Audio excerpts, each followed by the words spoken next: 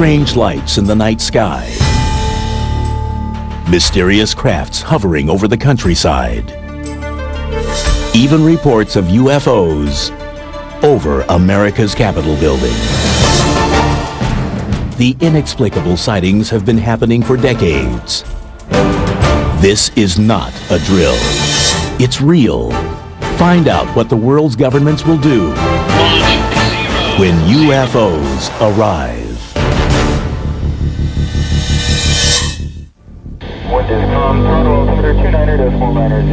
February 27th, 1996. A commuter plane, Flight 5959, leaves Pittsburgh, Pennsylvania, heading to Saginaw, Michigan, just outside of Detroit. It begins as a routine flight, but then the plane encounters a UFO.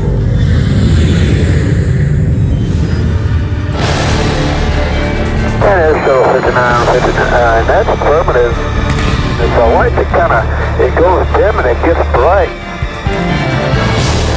I don't know if we'll get closer to it or what, but it looks like a rotating light around it, like a frisbee type thing, and it's going around it.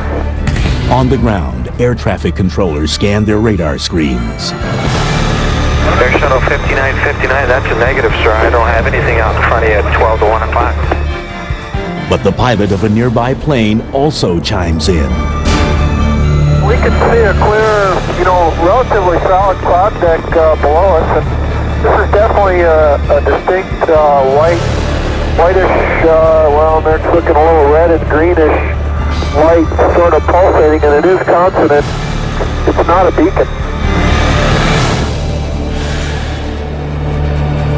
Suddenly, the pilot of Flight 5959 is forced to take evasive action.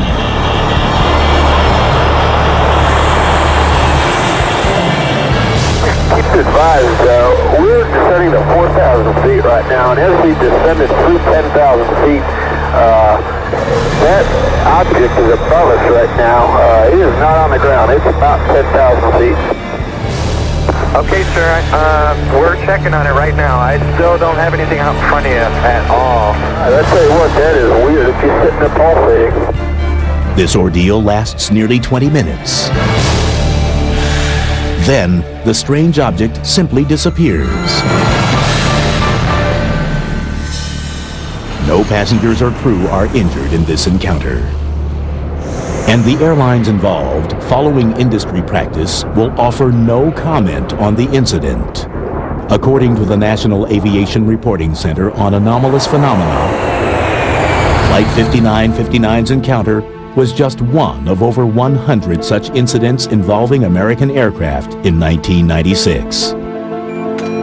What should the pilot do in such a situation? Does the U.S. government have an official protocol to deal with UFOs and extraterrestrials? Yes, it does.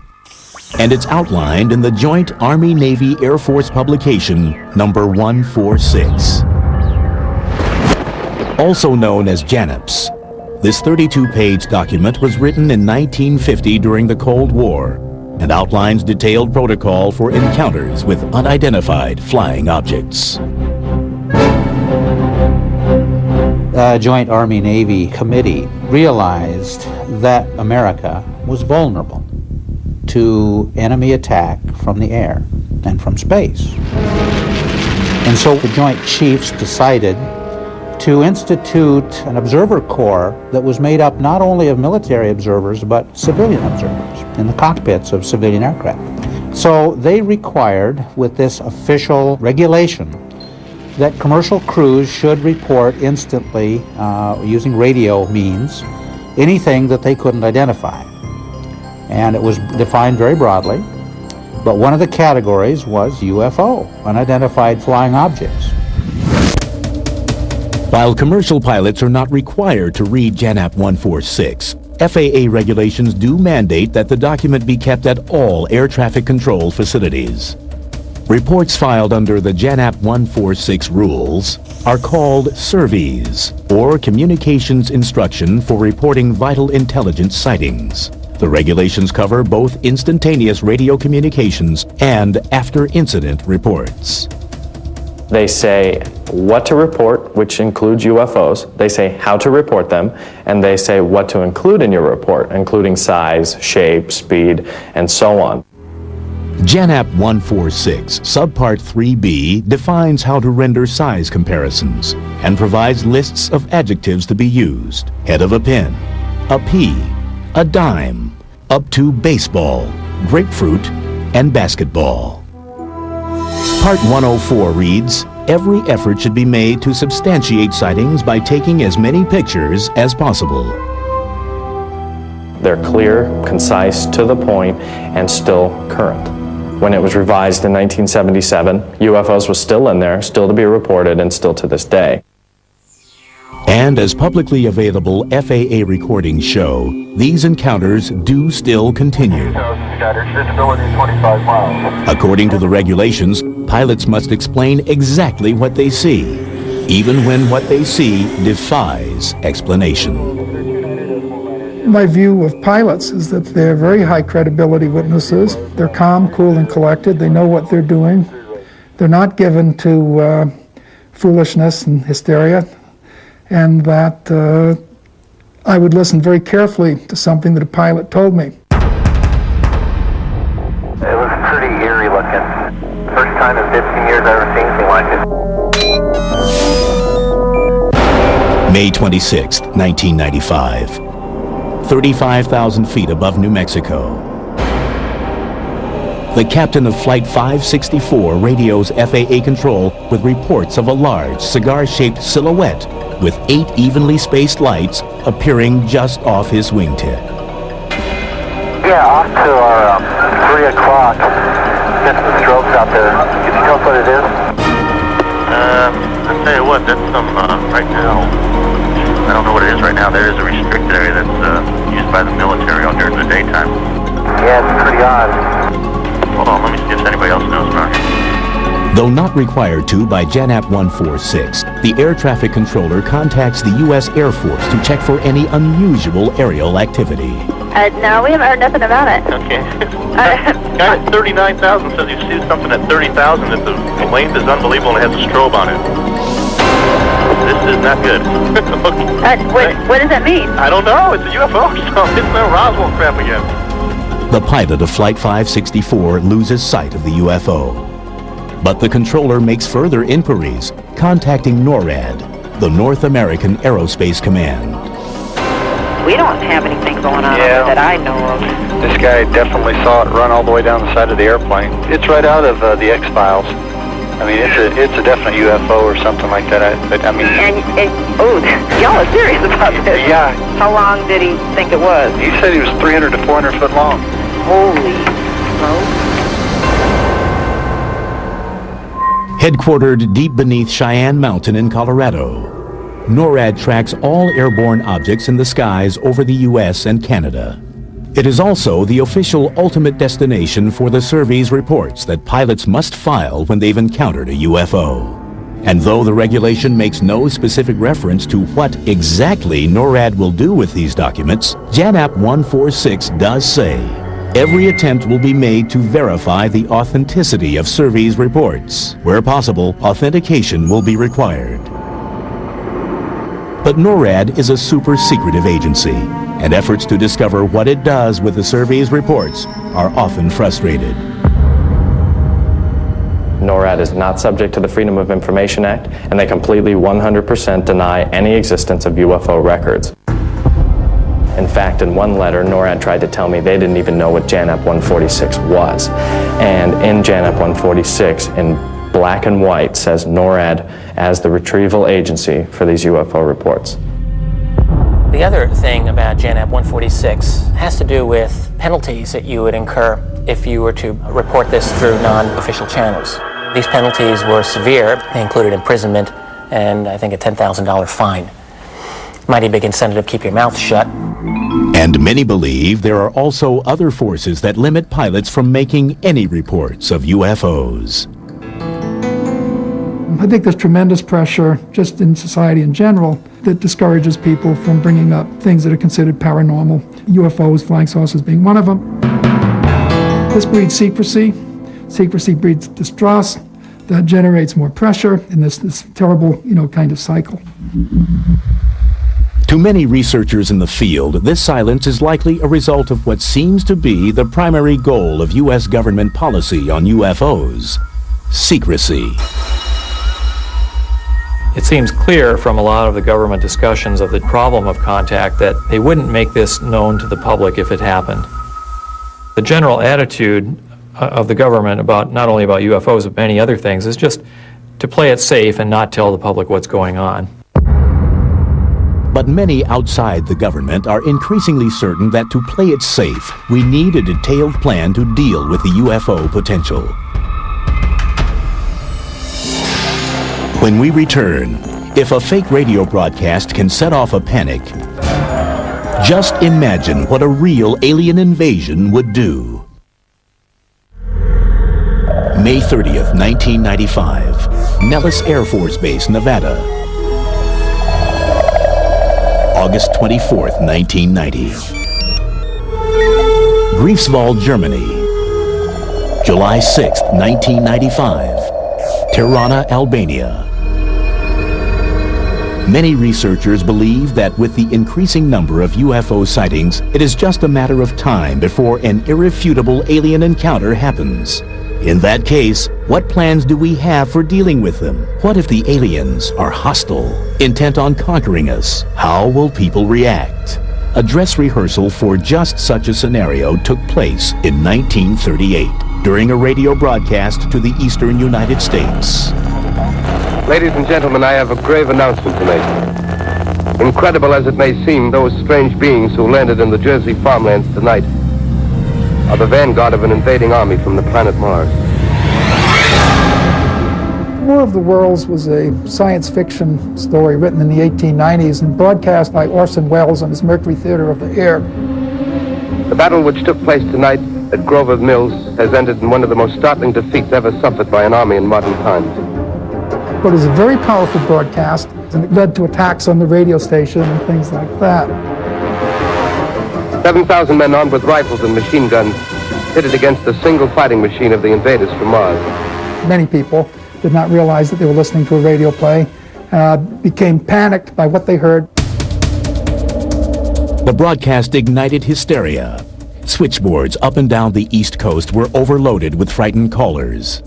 Hundreds of people evacuated their homes. The police even received eyewitness reports of fires raging from the attack. Many people took protective kinds of action that looked silly in retrospect, but seemed very sensible to the people at the time. And the social psychologists have had a wonderful thing to study ever since. Summer 1952. Washington, D.C. With widespread reports of UFO sightings over the nation's capital, the alien invasion scenario became all too real to the U.S. government. What happened next would impact UFO policy for decades. This included radar observations, this included incursions by multiple phenomenon over the Capitol building, and it definitely raised the concern of the United States Air Force. It was bedlam for a while there. It was 2 weekends in a row where UFOs were seen over the White House. We know that President Truman was very concerned about this. The CIA was absolutely intent on doing something about this problem. In January 1953, the CIA convened a panel of scientists and military advisors to study the UFO issue, headed by H.P. Robertson of the California Institute of Technology. While the Robertson panel unanimously concluded that UFOs posed no direct threat to national security, the panel did suggest a plan for dealing with them. The Robertson panel concluded that it was in the best interest of the United States government to suppress media coverage of UFO sightings. And to do that, they recommended a number of standard propaganda methods. They wanted, first of all, to use ridicule to cast the subject into disrepute. And this was in the context of a training program that they wanted to put out, an educational campaign, which would involve two components, training and debunking. They use the word debunking, and they actually say that the mass media should be employed by the national security apparatus of the United States to control the way the UFO subject was presented. United States UFO policy would continue to evolve.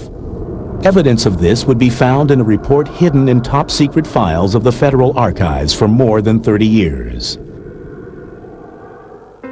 Known in the UFO community as the Brookings Report, it was prepared for both NASA and the United States Congress. The Brookings Institute report dates from the very end of 1960. And this was something that was conducted on behalf of NASA at the very beginning of the space program to discuss the implications of space travel. It was led by a psychologist, Donald Michael, team of 6 writers and maybe 60 consultants, including people with good name recognition like Margaret Mead. As you get to the end of the report, there's a page and a half, 2 pages that deal with the possibility of encountering extraterrestrial intelligence. And it addresses many of the issues that concern us today. How will people react? What will it do to the international political system? How will it affect government leadership? Again, very brief, very concise, but very important. It stated very explicitly that if, for instance, we find evidence of alien artifacts or technology, that this would be a tremendously difficult, traumatic experience for not only global religion, but also the world of science. And indeed, I believe the phrase was, it could result in social disintegration. Anthropological files contained many examples of societies sure of their place in the universe, which have disintegrated when they had to associate with previously unfamiliar societies, espousing different ideas and different life ways. The suggestion that was made in this report, incidentally, was that if our space program came up with evidence of alien intelligence or technology, that it might be a good idea not to mention this fact to the public. It might be a very good idea to keep that fact secret. When War of the Worlds and this panic came about, that was the only thing that the Brookings Report could reference, saying, look, NASA, you have to prepare for this. You have to have some kind of procedure or protocol for if the public does get into sheer panic. You have to be prepared. But what is the current policy? Does the U.S. government have a plan? In terms of preparedness, there are not many documents out there to prepare officials for the possibility of a UFO event taking place. But amazingly, there is one such document in the United States. It's called A Firefighter's Guide to Disaster Control, and this is a book that's used in the Federal Emergency Management Agency's National Academy to train firefighters. The second edition of this book came out in 1993, and that book had a chapter on UFOs. Explicitly, what would an emergency specialist do in the event of a UFO-related crisis or disaster? It's really pretty amazing stuff to go into a book that was written under the FEMA umbrella. It would not be remiss to give some thought to the part that fire departments might play in the event of the unexpected arrival of UFOs in their communities. If there is an event like this, the firefighters and the police officers will be the first people on the scene. And they are instructed in this book to get in touch with the military. I don't think they'll be handling it by themselves for too long, but since they are the first ones on the scene, it gives some general guidelines. Among the dangers they listed, I believe, were to aircraft. So the knocking out electrical or navigational equipment was one such danger they indicated. Knocking out communications equipment. You may have engine trouble upon approaching the scene, and radio contact could be lost with your dispatcher. Well, there is definitely a concern about a physical object crashing or somehow impacting populations. Giving specific instructions like do not get too close to the UFO, do not touch the UFO, be prepared for radiation, be prepared for possible psychic effects. It might affect your mind in certain ways. You might feel sick. Some combination of air and ground units should be available to treat potential victims of unexplained aerial phenomena. And then it ends the chapter by outlining a scenario of a UFO crashing in a school. It actually says there are alien bodies there and you have to decide whether to rescue them or what to do with them. You know, what would you do as a firefighter in such a situation dealing with such an unknown phenomenon? With a good plan, good leadership, and adequate resources, you may save many lives in any disaster, including attack from possible enemies. But many researchers doubt this document is the comprehensive plan that the government has for when UFOs land in our neighborhood.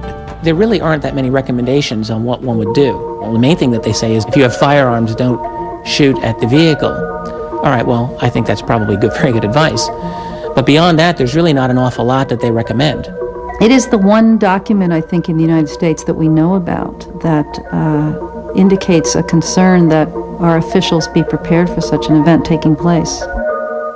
This manual is apparently found in most firehouses throughout the country. I have looked into whether the police department has a similar manual and have been told that they don't.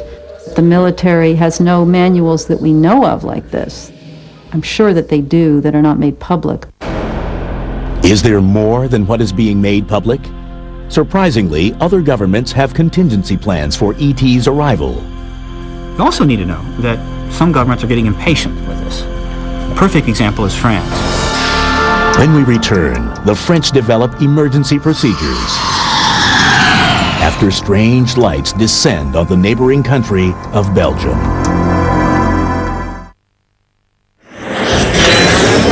Belgium, November 29th, 1989.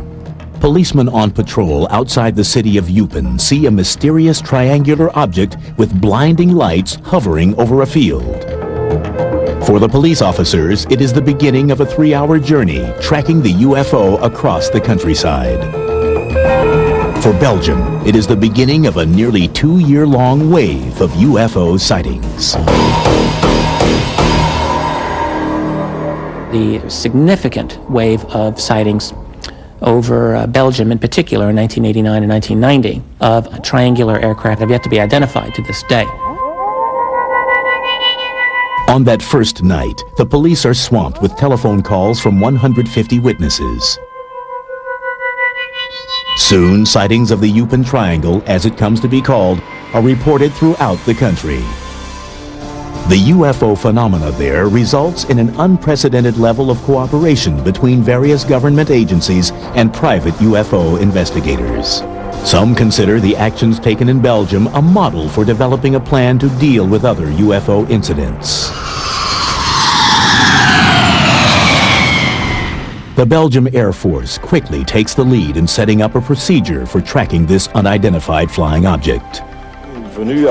Colonel Wilfred de Browner, the Air Force's Chief of Operations, coordinates a special task force to work with local and national police agencies, as well as civilian UFO investigators. On the night of March 30th, 1990, the triangle is sighted again. 2 Belgian F-16 fighters are scrambled from Beauvais Air Base. Despite flying for over an hour, the pilots are unable to make visual contact with the UFO, but do manage to record radar images of it. The encounter leads some to speculate that the Eupen Triangle is actually an American craft. If so, the most likely culprit would be the F-117A stealth fighter. This secret, triangular-shaped aircraft is designed to have a minimal radar signature. But sophisticated analysis conducted on both ground-based and on-board radar images of the Eupen Triangle calls this theory into doubt. According to the radar, the UFO could, within seconds, accelerate from 170 to 1,100 miles an hour and drop from 11,000 feet to near ground level. Maneuvers like those would generate an enormous G-force, far in excess of what military testing films show a human can endure, thereby dismissing the possibility of the UFO as man or American-made. The sightings in Belgium, whatever their source, eventually subside, but not before nearly 2,000 people report seeing that flying triangle. After that wave had passed, some members of the European Parliament wanted to organize a UFO investigative body, or actually they wanted to contract a French UFO organization to work with them to check into UFO reports that were on a European-wide basis. That organization is known as SEPRA, a French acronym for Service for Assessment of Atmospheric Re-Entry Phenomena. Housed in France's National Center for Space Research, it is a cooperative European effort for collecting and analyzing UFO information from around the world. In 1999, SEPRA's extensive data provides the basis for a report issued by a French group called COMETA, which translated is the Committee for In-Depth Studies. There have been various studies over the years, but this is really an historic study because of the caliber of the people that wrote it and because of the conclusion that they drew. And this study said a number of interesting things, not the least of which was that the most likely explanation for the phenomena studied is extraterrestrial. In light of this conclusion, COMETA laid the groundwork for determining a contact protocol in their official report titled UFOs and Defense, What Should We Prepare For? There's a lot of concern in the report that a lack of preparedness could lead to problems. It's because if an event happens, people are not informed as to what the phenomena is and how they should respond. The report clearly states, for the moment, they do not appear to be meddling in our affairs, but it is advisable to ask ourselves what they are actually seeking. What should we prepare for? How should we prepare for it? And that's what, in fact, these military officials and government officials were trying to come across with, is that there had to be a preparation for this. If we do nothing, the very principle of defense and air intelligence would be called into question. They recommend that a widespread training campaign be undertaken to educate people in official positions how to respond, what the phenomena is, what the evidence is, what they should do if they encounter something. According to the report, those who must be utilized in this regard include meteorologists, space and aeronautical engineers, and air traffic controllers. Only the military controller has adequate equipment to detect a flying object that does not follow general air traffic rules, moving at the supposed speeds of UFOs. The report makes special mention of military pilots as our first means of intervention if, by chance, this were to prove necessary. But it goes on to express concern for the pilot of a commercial aircraft. Although he remains a primary partner in the quest for information, he would be totally powerless in the face of an aggressive stance by a UFO. One must be on guard against any instinctive self-defense reaction that could be easily interpreted as a provocation. Part of the concern is not to initiate any actions that could be dangerous. For instance, at a military base, if staff witnessed an object and didn't know anything about what it might be, that there could be a reaction of hostility. For instance, they wouldn't know, are they supposed to be defensive towards this object? The COMETA report, although that was sent to the President of France, Jacques Chirac, and sent to a number of other high-ranking individuals, it's unclear what kind of impact the COMETA report has had on policy. The problem is that when you're dealing with figuring out UFO policy, you're trying to put together a big puzzle with half of the pieces taken out. And often they weren't taken out accidentally, they were taken out intentionally. So we don't have all of the information we would like. It's unfortunate, but that's the fact.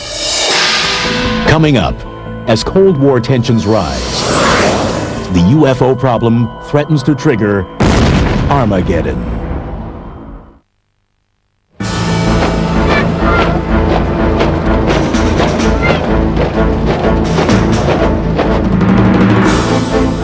The Cold War.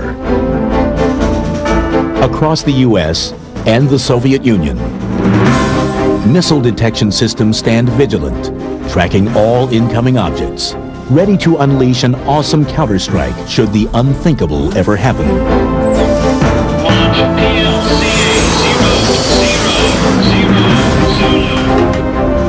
But what if the inbound object is actually a non-threatening UFO? Might fear of the unknown inadvertently trigger Armageddon? In 1971, just such a scenario was envisioned and planned for. In September of 1971, there was a nuclear agreement between the United States and the Soviet Union. There was one interesting part of that agreement which dealt with the need to be aware of unidentified objects for either country that would, possibly cause an alert status to go off. The historic agreement on measures to reduce the risk of outbreak of nuclear war covers a number of scenarios.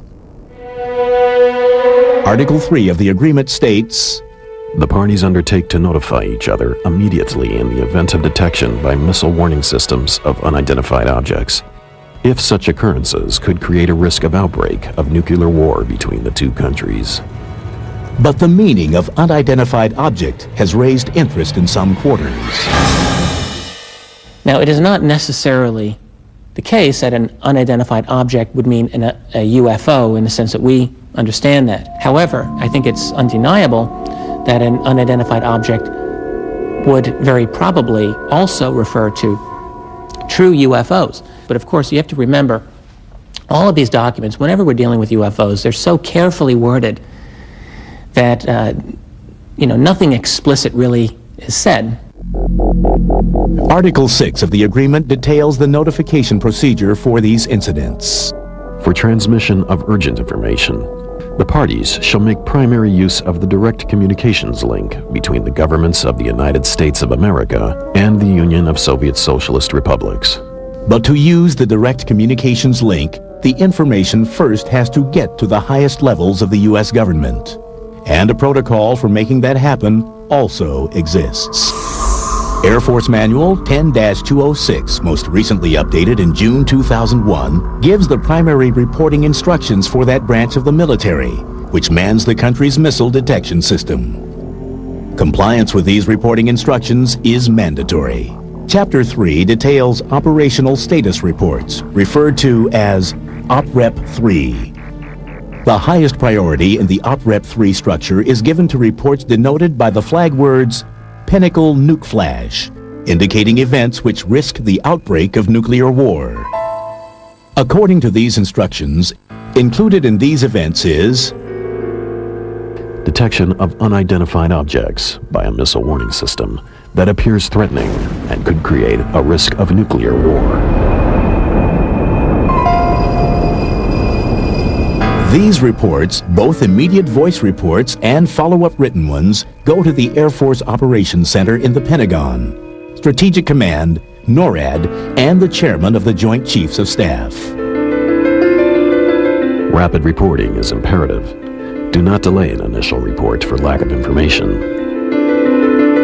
Due to the extremely time-sensitive nature of the Pinnacle Nuke Flash report, transmit these voice reports no later than 5 minutes after learning of the event.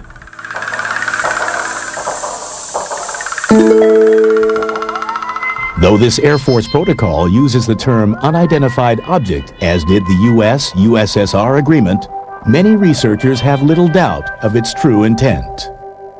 I mean, after all, within the U.S., there had, even by 1971, been a long history, very long history of significant, serious, grave airspace violations by UFOs. This had happened many, many times. We presume that the Soviets did too. They had a lot of UFO sightings of their own. Though what ultimately happens to Pinnacle Nuke Flash reports is cloaked under layers of secrecy, they do demonstrate international cooperation, which many think is the key to dealing with the UFO question. In 1977, an effort is made to put the United Nations in the center of implementing the UFO protocol. Grenada. Following a spate of UFO sightings over the tiny island nation, its Prime Minister, Eric Gary, proposes an initiative to incorporate the UFO problem into the UN's official agenda, and even calls for 1978 to be the United Nations International Year of Unidentified Flying Objects. But the Grenada initiative fails, garnering no preparation plans and no discussion of UFO contacts whatsoever. There are people that would prefer not to have any evidence of extraterrestrial life whatsoever, that it really violates their views of Earth, of how the universe works, of our sense of being distinctive and privileged by being what we are here on this planet. Still, the United Nations does figure into some protocol regarding alien intelligence, those dealing with an organization of astronomers called SETI, the Search for Extraterrestrial Intelligence. What the rules call for is, first of all, verification by different observatories, then reporting to various scientific agencies in the UN.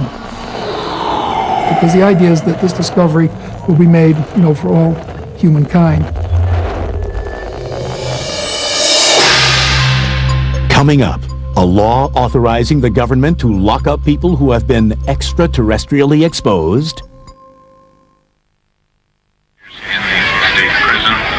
The search for extraterrestrial intelligence, or SETI, began in 1971 as a NASA program.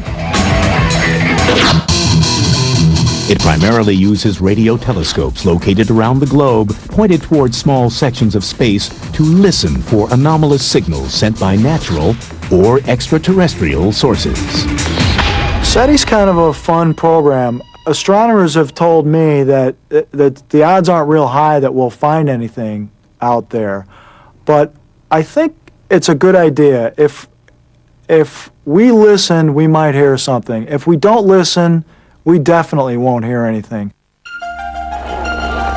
Though the government stopped funding SETI in 1993, it continues as a private program.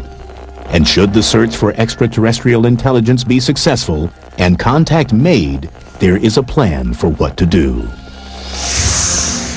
Called the Declarations of Principles Concerning Activities Following the Detection of Extraterrestrial Intelligence, the procedure calls for verifying plausible explanations, not making any public statement until evidence is credible, contacting the United Nations, and not sending any response to an extraterrestrial signal until appropriate international consultations have taken place. So even if it's a small possibility, I think it's worth it just in case we hear something unusual. That would be an exciting day. Many researchers continue to believe the government has more extensive plans for when UFOs land here on our planet. But time and time again, official government secrecy surrounding the issue has stymied their efforts at discovering what these plans may be. The researchers in the field can only go so far because the government doesn't want it to go any further. In the absence of honest, straightforward, and open engagement, you grab anything you can and try to find a connection. Some researchers believed that a now repealed federal law called extraterrestrial exposure was that elusive connection. The law was passed by the U.S. Congress in July 1969, just days before the Apollo 11 astronauts landed on the moon. Tranquility Base here. The Eagle has landed. It authorized NASA to quarantine under armed guard any object, person, or other form of life which has been extraterrestrially exposed. But what does extraterrestrially exposed actually mean? That document, I think, has been greatly misunderstood and misquoted and taken to mean that it deals with alien life forms, for instance. Well, I first came to NASA in 1964 during the Gemini program and then on into the Apollo program that took us to the moon and back. Well, I remember very clearly the concern was that if there are microbes on the moon, we didn't want to bring them back here and then contaminate our planet. While the extraterrestrial exposure law may not have been the smoking gun some researchers had hoped for, many believe that we can learn something about the government's plans for UFOs by looking at other programs in the intelligence community. I do believe that it's most likely that the U.S. government would be the dominant player in determining a UFO policy at the classified level. I think a good model for this might be the program known as Echelon, which doesn't officially exist, but everyone knows exists. This is a electronic intercept program led by America's National Security Agency in conjunction with the NSA equivalents of Britain, Canada, Australia, and New Zealand.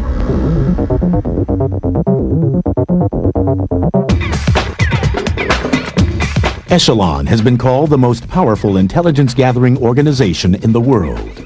It employs an array of surveillance systems around the globe to intercept an estimated 3 billion communications every day, from telephone calls to emails. Though Australia has admitted its part in Echelon, the NSA still will not answer questions about it, even questions from Congress.